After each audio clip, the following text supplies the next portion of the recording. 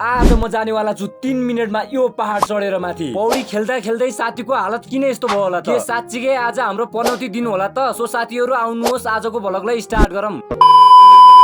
So hey guys, welcome to my mini vlog. I hope तपाईहरु सबै सन्चै आरामै हुनुहुन्छ होला। म पनि सन्चै आरामै छु। दिउँसोको समयमा टाइम मिलाएर म र साथी गयौं जंगलतिर। अब एउटा यस्तो च्यालेन्ज भिडियो गर्छु भनेर सोचे, जुन कि 3 मिनेटमा पहाड चढ्ने। यस्तो च्यालेन्ज गर्छु भनेर मैले चाहिँ घरबाट सोचेर आएको हैन है। जंगलमा जान बित्तिकै फ्याट्ट आइडिया आइहाल्यो भने फेरि शुभ कार्यमा किन ढिला गर्ने? अहिले 1:10 गइसकेको छ। मैले 13 मिनेटमा चाहिँ त्यो रुख भएको ठाउँमा पुग्नु छ। तलबाट हेर्दाखेरि भिर चाहिँ सामान्य देखिए तापनि मलाई चाहिँ चढ्न एकदमै गाह्रो भइराछ। त्यही माथि झन् म चाहिँ नाङ्गै गइरा छु नि त। काँडाहरुले घोचेर मेरो त पेट नै जाला जस्तो भइसक्यो। जे जस्तो भए पनि एकैछिन स्ट्रगल गरिसकेपछि म चाहिँ पुगिसके त्यो रुख भएको ठाउँमा। मैले चाहिँ च्यालेन्ज लगेको थिएँ 3 मिनेटमा, तर मैले सके 2 मिनेटमा। माथि मसँग एउटा मात्रै मोबाइल भएको कारणले गर्दा टाइम नै देखाउन सकिएन। मैले अर्को पनि च्यालेन्ज गरेको थिएँ जुन कि 5 मिनेटमा मुढाहरु बोक्ने, तर भिडियो नै गायब भइसकेछ। भिडियो नै डिलिट भइसकेपछि कसको बाउको के लाग्छ र? त्यसै कारणले गर्दा हामीले चाहिँ ढिला नगरेर घरतिर लाग्यौं। साथीको कपडाहरु धुनु छ नि त, त्यही भएर नेक्स्ट टाइम चाहिँ यो पुलको छेउछेउमा टेकेर हामी चाहिँ पारी जानेवाला छौं। साच्चीकै यो पुल तरेर हामी पारी जान सक्छौं होला त? के लाग्छ कमेन्ट गर्नु होला साथीहरु। फाइनली केही समय हिँडिसकेपछि हामी पुगिसक्यौं घरमा। ढिला नगरी कपडाहरु समातेर लागियो खोलातिर। खोला पुग्न पा छैन। साथीले कपडा धो भनेर मलाई हैरान बनाउँछ त भने। साथीभाइको सल्लाहमा चाहिँ होइहाल्छ, नेगेटिभ चाहिँ नसम्झिनु होला।